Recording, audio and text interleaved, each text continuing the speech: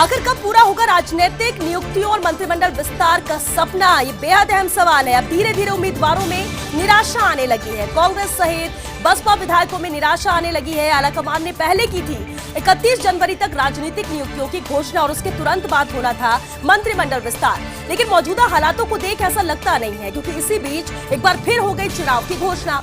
20 जिलों के 90 निकायों में चुनाव की घोषणा की गई और उसके बाद विधानसभा सत्र आ जाएगा और उसके बाद होंगे सुजानगढ़, सहाड़ा और राजसमंद में उपचुनाव। इस प्रकार अगले 3 से 4 महीनों तक राजनीतिक नियुक्तियों और मंत्रिमंडल विस्तार की कोई भी उम्मीद नहीं लग रही है। अलबत्ता पीसीसी कार्यकारिणी घोषित हो जाएगी आज या कल में, ऐसा माना जा रहा है, लेकिन चेयरमैन और मंत्री बनने के इंतजार में बैठे लोगों के मन में इसे लेकर कोई उत्साह नहीं है। अब कुल मिलाकर हर विधायक बनना चाहता है किसी बोर्ड का चेयरमैन या फिर सरकार में मंत्री, लेकिन उम्मीदवारों की संख्या है बहुत ज्यादा और पद उस लिहाज से है बेहद कम। इसलिए सभी लोगों को संतुष्ट करना यहाँ पर बेहद मुश्किल होगा। इन सारी संभावनाओं पर भाजपा की पहले से ही नजर है और कुल मिलाकर राजस्थान की राजनीतिक परिदृश्य की तस्वीर बहुत धुंधली है। इसलिए गहलोत और पायलट कैंप दोनों में अब दिखने लगी है थोड़ी बेचैनी और इंतजार ये खत्म होता हुआ नजर नहीं आ रहा है। जैसा लग रहा था कि 1-2 दिन बाद ऐसा हो जाएगा, लेकिन कल जिस तरह से आचार संहिता लागू हुई उसके बाद हम कह सकते हैं कि अरमानों में फिलहाल तो पानी फिर चुका है। 20 जिलों की 90 निकायों में चुनाव की घोषणा हो चुकी है, तारीखों का ऐलान हो चुका है और मौजूदा हालात में ऐसा नहीं लगता है कि कहीं कोई घोषणा हो सकेगी। राजनीतिक नियुक्तियों का इंतजार हो, उसके बाद मंत्रिमंडल फेरबदल विस्तार होना था, उसमें भी अब देरी होना यहाँ पर तय हो चुकी है, क्योंकि चुनाव की घोषणा यहाँ पर की जा चुकी है। सुजानगढ़, सहाड़ा और राजसमंद में भी उपचुनाव होने हैं, जो कि 90 निकाय चुनाव के बाद ये उपचुनाव होंगे और उसके बाद प्रकार से हम कह सकते हैं कि 3 से 4 महीनों तक अब ना तो राजनीतिक नियुक्ति और मंत्रिमंडल विस्तार की कोई उम्मीद नजर आ रही है, बल्कि पीसीसी कार्यकारिणी घोषित हो जाएगी आज या कल में, ऐसा माना जा रहा था। लेकिन चेयरमैन और मंत्री बनने के इंतजार में लोगों के मन में इसे लेकर कोई उत्साह नहीं है। जो लोग इस इंतजार में बैठे हैं कि शायद उनका नंबर आ जाए चेयरमैन के तौर पर या मंत्री बनने की कतार में है वो। कुल मिलाकर हर विधायक यहाँ किसी बोर्ड का चेयरमैन बनना चाहता है या फिर सरकार में मंत्री बनना चाहता है, लेकिन उम्मीदवारों की संख्या यहाँ पर बहुत ज्यादा है। उस लिहाज से अगर देखा जाए तो पद बहुत कम है और इसलिए सभी लोगों को संतुष्ट करना यहाँ पर बेहद मुश्किल होगा। इसलिए हम शुरुआती तौर से कहते आ रहे हैं कि बड़ा चुनौतीपूर्ण काम रहेगा सरकार के लिए, लेकिन 31 जनवरी जिस तरह से पहले कह दिया गया था कि 31 जनवरी तक ये सभी नियुक्तियां हो जाएंगी, इंतजार खत्म होगा, जिस तरह से बैठकों का दौर भी लगातार जारी था, लेकिन अब जबकि आचार संहिता लागू हो चुकी है और ऐसे में सभी के अरमानों पर पानी फिरता हुआ फिलहाल नजर आ रहा है और यही इसलिए कहा जा रहा है कि इंतजार बहुत लंबा होता जा रहा है। उम्मीदवारों में भी जिस तरह से उत्साह था, लगातार बैठकों में शामिल हो रहे थे, मुलाकातों का दौर जारी था, उनमें निराशा हाथ लग रही है। कांग्रेस सहित खासतौर से बसपा विधायकों में भी अब निराशा आने लगी है, क्योंकि बसपा विधायक जब कांग्रेस में शामिल हुए तो उम्मीदें बढ़ गई थी और जब मंत्रिमंडल विस्तार की बात कही जा रही थी तो उसमें ऐसा लग रहा था कि बसपा विधायकों को भी यहाँ पर बिल्कुल मंत्रिमंडल में शामिल किया जाएगा और कहीं ना कहीं एक मन में ये बात जरूर थी। लेकिन अब 31 जनवरी तक राजनीतिक नियुक्ति की जो घोषणा की गई है उसके बाद वो जो बात कही गई वो अब सार्थक होती नजर नहीं आ रही, क्योंकि अब 90 निकायों के चुनाव की घोषणा के साथ ही आचार संहिता भी प्रदेश में लग चुकी है। आखिर क्यों नहीं हो पा रहे समय पर फैसले? जी हाँ, कांग्रेस आलाकमान को देश भर में अपने फैसले लागू कराने में समय लग रहा है। कई राज्यों में अटका है प्रदेशाध्यक्षों की नियुक्ति का फैसला। महाराष्ट्र में पेंडिंग चल रहे नए अध्यक्ष की नियुक्ति, क्योंकि मौजूदा अध्यक्ष बाला साहेब थोराट अब राजस्व मंत्री बन चुके हैं। इसी तरह झारखंड में रामेश्वर उरांव की जगह नया अध्यक्ष लाने की भी यहाँ पर चर्चा थी। मध्य प्रदेश में भी कमलनाथ की जगह दूसरा प्रदेश अध्यक्ष बनाने की भी यहाँ पर अटकलें तेज है। कमलनाथ नेता प्रतिपक्ष और प्रदेशाध्यक्ष दोनों की जिम्मेदारी वो संभाल रहे हैं और अब दिल्ली के सियासी गलियारों में ये सवाल पूछा जा रहा है, एक अहम सवाल, क्या दोहरी जिम्मेदारी निभाने वाले नेताओं को कुछ आराम दिया जाएगा? यानी कि जो दोहरी भूमिका निभा रहे हैं उनके लिए क्या कुछ आराम की बात हो सकती है? क्या कोई ऐसा फैसला लिया जा सकता है कि एक जो जिम्मेदारी है उससे उन्हें मुक्ति मिल सके? और इसीलिए आखिर क्यों नहीं हो पा रहे समय पर फैसले, ये अहम सवाल जरूर यहाँ पर उठ रहा है। कांग्रेस आलाकमान को देश भर में अपने फैसले लागू कराने में समय लग रहा है। बहुप्रतीक्षित कार्यकारिणी की सूची फाइनल हो गई है। जानकार सूत्रों ने संकेत दिए हैं। फाइनल सूची सोनिया गांधी के पास भेजी गई। आलाकमान के अप्रूवल के बाद सप्ताह भर में यह सूची जारी होगी। पहली सूची में पीसीसी की कार्यकारिणी में कुल 37 सदस्य होने की संभावना जताई जा रही है। 15 उपाध्यक्ष, महासचिव और करीब 31 सचिव इस सूची में शामिल होंगे। संगठन को पावरफुल बनाने के लिए पार्टी के वरिष्ठ पुरुष महिला नेताओं का यहाँ पर चयन किया गया है। फिलहाल किसी भी मंत्री को कार्यकारिणी में नहीं लिया गया और प्रदेश प्रभारी अजय माकन ने पार्टी में शांति और सौहार्द बनाने का यहाँ पर प्रयास किया है। ऐसा माना जा रहा है कि जो पहली सूची होगी पीसीसी की कार्यकारिणी में उसमें 37 सदस्य होने की संभावना है। ये संभावना जताई जा रही है जिसमें 15 उपाध्यक्ष, महासचिव और करीब 21 सचिव इस सूची में शामिल हो सकते हैं। विधायक गंगा देवी ने जाहिर की है अपनी नाराजगी। शिक्षा मंत्री के निवास पर उन्होंने अपनी नाराजगी जाहिर की है। अपने विधानसभा क्षेत्र के तबादले न होने पर नाराजगी जाहिर की है विधायक गंगा देवी ने। आज सुबह ही मंत्री डोटासरा के बंगले पर वो पहुंची, लेकिन डोटासरा नहीं मिल पाए गंगा देवी से और ऐसे में विधायक गंगा देवी ने स्टाफ को यहाँ खरी सुनाई। दरअसल गंगा देवी ने अपने क्षेत्र के शिक्षकों के तबादलों की सूची उन्हें दी थी, लेकिन अधिकांश शिक्षकों का नाम ही तबादला सूची में नहीं आया। गंगा देवी ने मंत्री के स्टाफ को कहा, हम कार्यकर्ताओं को क्या मुंह दिखाएंगे। अब मुख्यमंत्री गहलोत से मिलने का समय मांगा है गंगा देवी ने, यानी कि अब मुख्यमंत्री के पास जाकर वो आपत्ति सुनाएंगी, अपनी बात रखेंगी। जो तबादलों को लेकर उन्होंने अपनी बात कही थी शिक्षा मंत्री के निवास पर, उन्होंने ये नाराजगी जाहिर की। विधानसभा क्षेत्र के तबादले न होने पर वो नाराज है, क्योंकि आज मंत्री डोटासरा के बंगले पर वो सुबह ही पहुंच गई, लेकिन डोटासरा गंगा देवी से मिल नहीं पाए और ऐसे में विधायक गंगा देवी ने डोटासरा के न होने पर वहां पर स्टाफ को ही खरी सुना दी। गंगा देवी ने अपने क्षेत्र के शिक्षकों के तबादलों की सूची दी थी और वो उम्मीद कर रही थी कि तबादलों में ये नाम शामिल होंगे, और वो नाम न होने पर उन्होंने अपनी नाराजगी डोटासरा के आवास पर व्यक्त की। जेडीए में कालीचरण सराफ का रुतबा। जी हां, जेडीए के अफसर आज भी नहीं टालते उनकी बात। महालक्ष्मी नगर में C3 प्लॉट पर बड़ा अवैध निर्माण हो रहा है। G+2 की जगह हो रहा है G+3 का अवैध निर्माण। शिकायतकर्ताओं ने जोन उपायुक्त सुरेश चौधरी तक अपनी शिकायत भी पहुंचाई और चौधरी ने पलटकर कहा कि आप मुझे करवा दो फोन कालीचरण सराफ से। इसे कहते हैं एक ग्रास रूट लीडर का प्रभाव और रुतबा कि आज भी उनकी बात कोई यहाँ पर नहीं टालता, जबकि सरकार भी बीजेपी की नहीं है, कालीचरण सराफ खुद मंत्री भी नहीं है, लेकिन जेडीए में उनका रुतबा आज भी कायम है। जेडीए के अफसर आज भी उनकी कोई भी बात नहीं टालते। मामला महालक्ष्मी नगर C3 प्लॉट का है, जहां पर बड़ा अवैध निर्माण हो रहा है। G+2 की जगह यहां पर G+3 का अवैध निर्माण किया जा रहा है और इसे लेकर जब शिकायतकर्ताओं ने जोन उपायुक्त सुरेश चौधरी तक अपनी शिकायत पहुंचाई तो चौधरी ने पलटकर एक ही जवाब दिया और कहना यह कि आप मुझे कालीचरण सराफ से फोन करवा दें। चिकित्सा विभाग से आज की बड़ी खबर है। 582 चिकित्सा कार्मिकों को इधर से उधर किया गया है। नर्सेज, महिला स्वास्थ्य कार्यकर्ता, फार्मासिस्ट, कनिष्ठ सहायक, लैब टेक्नीशियन समेत अन्य कैडर के कर्मचारियों के तबादले किए गए। आचार संहिता के चलते 4 जनवरी की डेट में यह आदेश निकाले गए और इसी सूची में 50 से अधिक उन चिकित्सा कर्मचारियों के भी नाम शामिल हैं जिनका पूर्व की सूची में तबादला किया गया था और इनकी तादाद 50 से अधिक है जिनका पहले सूची में नाम आ चुका है तबादलों में। ये करीब 50 की संख्या और कुल अगर हम बात करें तो 582 चिकित्सा कार्मिकों को इधर से उधर कर दिया गया है। चिकित्सा विभाग से बड़ी खबर, जहां पर बड़े लेवल पर ट्रांसफर किए गए। गृह मंत्री अमित शाह का मिशन साउथ धार्मिक आयोजन के साथ दक्षिण फतह की तैयारी में जुटी हुई है भाजपा। तमिलनाडु में पोंगल मनाएंगे गृह मंत्री अमित शाह। 14 जनवरी को मनाया जाता है तमिल समुदाय का विशेष त्योहार पोंगल। गिर चो रामास्वामी की तुगलक पत्रिका के वर्षगांठ समारोह में भी अमित शाह भाग लेंगे और पोंगल और जल्लीकट्टू के इस विशेष त्योहार में पहुंच सकते हैं कई राष्ट्रीय नेता। भाजपा राष्ट्रीय अध्यक्ष जेपी नड्डा भी इसमें भाग ले सकते हैं। 15 जनवरी को जल्लीकट्टू कार्यक्रम में भाग ले सकते हैं जेपी नड्डा। तो मिशन साउथ में बीजेपी पूरी तरह से व्यस्त नजर आ रही है। मिशन साउथ लेकर चल रहे हैं खुद गृह मंत्री अमित शाह, जहां पर धार्मिक आयोजनों के साथ दक्षिण फतह की तैयारी में जुटी हुई है भारतीय जनता पार्टी। पश्चिम बंगाल विधानसभा चुनाव का काउंटडाउन शुरू हो चुका है और अब बंगाल चुनाव में एक नई एंट्री की सुगबुगाहट है। शिवसेना उतार सकती है बंगाल विधानसभा चुनाव में अपने उम्मीदवार। बंगाल में भाजपा का खेल बिगाड़ सकती है शिवसेना। करीब 100 सीटों पर उम्मीदवारों को उतारने की तैयारी में है शिवसेना। उधर ओवैसी की AIMIM की एंट्री से TMC की भी मुश्किलें बढ़ी हुई है और इसी तरह शिवसेना की संभावित एंट्री से और भी रोचक यहां का मुकाबला हो सकता है। अलबत्ता शिवसेना की एंट्री से हिंदू वोट बैंक के बंटने की भी आशंका यहां पर बनी हुई है। अधीर रंजन के कंधों पर दोहरी जिम्मेदारी आखिर कब तक? जी हां, लोकसभा में कांग्रेस पार्टी नेता और बंगाल प्रदेशाध्यक्ष का जिम्मा है उनके पास। आगामी दिनों में बंगाल चुनाव और बजट सत्र भी होना है। ऐसे में पार्टी अधीर रंजन को किस पर फोकस करने देगी, अभी तक ये तय नहीं है। बंगाल की राजनीति संभालेंगे वो या दिल्ली में संसदीय राजनीति करेंगे अधीर रंजन? थोड़ा सा कंफ्यूजन यहाँ पर है, क्योंकि दोनों ही जिम्मेदारियों पर फोकस करना आसान नहीं होगा। वैसे भी दिल्ली में एक फुल टाइम संसदीय नेता की ही डिमांड है और पार्टी आलाकमान को जल्द से जल्द अपना स्टैंड भी यहाँ पर क्लियर करना होगा।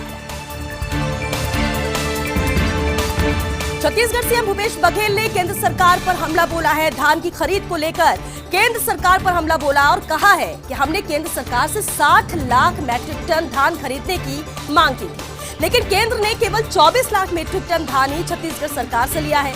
केंद्र पर राजीव गांधी न्याय योजना को बाधा पहुंचाने का आरोप भी लगाया और साथ ही कहा कि केंद्र चाहे कितनी भी बाधाएं डाले, लेकिन राज्य में राजीव गांधी न्याय योजना बंद नहीं होगी। तो एक अहम खबर, जब छत्तीसगढ़ सीएम भूपेश बघेल ने केंद्र सरकार पर हमला बोला, आड़े हाथों लिया और कहा कि धान की खरीद को लेकर केंद्र सरकार पर उन्होंने हमला बोलते हुए कहा कि हमने केंद्र सरकार से 60 लाख मीट्रिक टन धान खरीदने की मांग की थी, लेकिन केंद्र ने केवल 24 लाख मीट्रिक टन धान ही छत्तीसगढ़ सरकार से लिया है। केंद्र पर राजीव गांधी न्याय योजना को बाधा पहुंचाने का भी आरोप लगाया है और कहा कि केंद्र चाहे कितनी भी बाधाएं डाले, राज्य में यानी छत्तीसगढ़ में राजीव गांधी न्याय योजना कभी बंद नहीं होगी। इधर बिहार कांग्रेस नेता और पूर्व विधायक भरत सिंह का दावा है। उन्होंने कहा कि कांग्रेस के आधे से अधिक विधायक पार्टी छोड़ सकते हैं। पार्टी में जल्द ही बड़ी टूट होगी और 11 विधायक पार्टी छोड़ देंगे। 19 विधायकों में से 11 विधायक ऐसे हैं जो कांग्रेस पार्टी से नहीं है, मगर चुनाव जीत गए हैं। ये लोग पैसा देकर टिकट खरीदे और अब विधायक बन गए हैं। संख्या बल से अपने आप को मजबूत करने के लिए एनडीए प्रयासरत है। हालांकि कांग्रेस हाईकमान ने भरत सिंह के बयान को खारिज कर दिया है। कांग्रेस हाईकमान ने कहा है कि उनके बयान मायने नहीं रखता, लेकिन बिहार कांग्रेस नेता है और वो विधायक रहे हैं भरत सिंह, जिन्होंने ये दावा पेश किया है कि कांग्रेस के आधे से अधिक विधायक पार्टी छोड़ सकते हैं। ये बड़ा बयान है जो इन्होंने दिया है और कहना भी है कि जल्दी टूट सकती है पार्टी, 11 विधायक पार्टी छोड़ देंगे। प्रणब दा की आत्मकथा द प्रेसिडेंशियल ईयर्स में चौंकाने वाला दावा किया गया है। नेहरू ने ठुकरा दिया था नेपाल को भारत में मिलाने का ऑफर। नेपाल के राजा त्रिभुवन वीर विक्रम शाह ने नेहरू को यह सुझाव दिया था। नेपाल को भारत का एक प्रांत बना देने का सुझाव दिया था, लेकिन तत्कालीन प्रधानमंत्री नेहरू ने अस्वीकार कर दिया था उनका ये सुझाव और लिखा है इसमें कि अगर नेहरू की जगह इंदिरा होती तो शायद नतीजा कुछ और ही होता।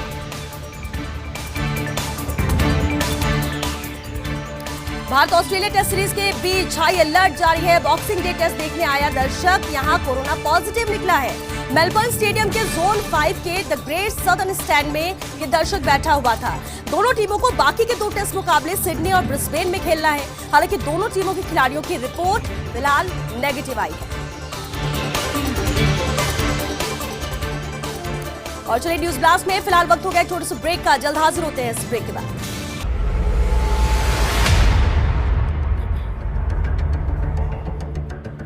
ब्रेक के बाद आपका स्वागत है न्यूज ब्लास्ट में। चलिए बढ़ते हैं आगे। जयपुर ग्रेटर के पार्षदों को 10,000 भत्ता देने की तैयारी की जा रही है। ग्रेटर निगम की भी साधारण सभा 15 जनवरी तक होने की संभावना है। दोनों नगर निगम पहली साधारण सभा की तैयारियों में जुटे हुए। हेरिटेज निगम की ओर से 11 जनवरी को होगी साधारण सभा की बैठक। माना जा रहा है कि 10,000 से 12,000 रुपए तक मासिक किया जा सकता है। वहीं अभी 3,750 रुपए पार्षदों को भत्ते के रूप में मिलते हैं। शहर की सफाई व्यवस्था को लेकर मौजूदा बजट और आगामी बजट अनुमोदन और स्वीकृति के प्रस्तावों पर भी यहां चर्चा होगी। तो ऐसा माना जा रहा है कि ग्रेटर निगम की भी साधारण सभा 15 जनवरी तक होने की संभावना है, लेकिन तैयारी की जा रही है जयपुर ग्रेटर के पार्षदों को 10,000 भत्ता देने की। चिकित्सा विभाग से बड़ी खबर, 145 चिकित्सक 6 डीसीओ के तबादले किए गए हैं। आचार संहिता के चलते बैकडेट में तबादले किए गए हैं। 31 दिसंबर की डेट से ये तबादला सूची जारी की गई है। शासन उप सचिव संजय कुमार के आदेश से ये सूची जारी हुई है। सूची में पूर्व में किए गए तबादलों के संशोधन भी शामिल किए गए। तो चिकित्सा विभाग से बड़ी खबर है, जहां 145 चिकित्सक और 6 डीसीओ के तबादले किए गए। और शिक्षकों के तबादलों से जुड़ी हुई ये बड़ी खबर है। देर रात जारी हुई है शिक्षकों की तबादला सूचियां। विभिन्न विषयों के 4,391 लेक्चरर, 1,151 प्रिंसिपल के तबादले किए गए। 74 प्रधानाध्यापकों की भी तबादला सूची यहां पर जारी कर दी गई है। 4 जनवरी की तारीख में ये अपलोड हुई है सूचियां। माध्यमिक शिक्षा निदेशक सौरभ स्वामी ने ये आदेश जारी किए। तबादलों वाले शिक्षकों को आज ही रिलीव करने के भी आदेश यहाँ पर दे दिए गए हैं। 4 जनवरी की तारीख से सूचियां अपलोड भी हुई हैं। 74 प्रधानाध्यापकों की भी तबादला सूची जारी की गई है। तो वही 151 प्रिंसिपल के भी तबादले किए गए। इधर रेट 2021 की प्रक्रिया शुरू हो चुकी है। राजस्थान माध्यमिक शिक्षा बोर्ड ने मंगलवार से ये प्रक्रिया शुरू कर दी है। बोर्ड ने कोरोना के कारण परीक्षा शुल्क में कोई बढ़ोतरी नहीं की है। रीट के लिए ऑनलाइन आवेदन प्रक्रिया 11 जनवरी से शुरू होगी। आवेदन की अंतिम तारीख यहां 8 फरवरी है। वहीं चालान मुद्रित कर निर्धारित बैंक में शुल्क जमा करने की अंतिम तिथि रहेगी 4 फरवरी। बोर्ड की वेबसाइट से 14 अप्रैल से प्रवेश पत्र यहां पर डाउनलोड होंगे।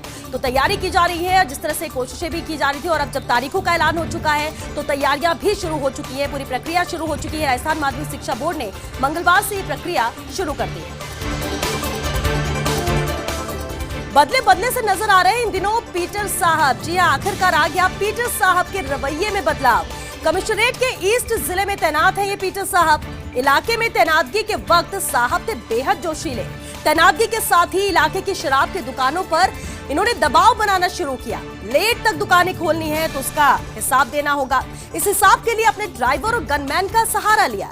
लेकिन इलाके के गामा साहब भी तो दबंग थे। ऐसे में गामा ने पीटर को किया स्पष्ट और कहा कि कारनामे नहीं चल पाएंगे ज्यादा देर, क्योंकि आप तो यहाँ है नए, लेकिन चालक और गनमैन है पुराने। फिर भी पीटर साहब ने नहीं सुनी गामा की बात। तकरार बढ़ी तो गामा साहब ने करा लिया अपना तबादला। तबादले के बाद अब मातहत कर रहे हैं आपस में ही बात। गामा साहब के जाने के बाद साहब हो गए हैं मैच्योर। साहब ने मांगना बंद कर दिया है दुकानों का हिसाब। काश कि ये बदलाव आ जाता पहले तो गामा साहब का ये व्यवहार बना रहता।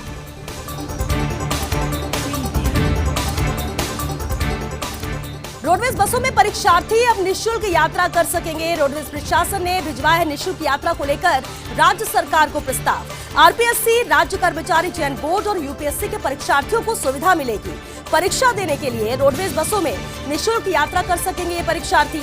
अभी तक इंटरव्यू देने वाले अभ्यर्थियों को ही ये सुविधा दी जा रही थी और पिछले 1 साल के दौरान 30 लाख टिकट राशि की यात्रा की अभ्यर्थियों ने।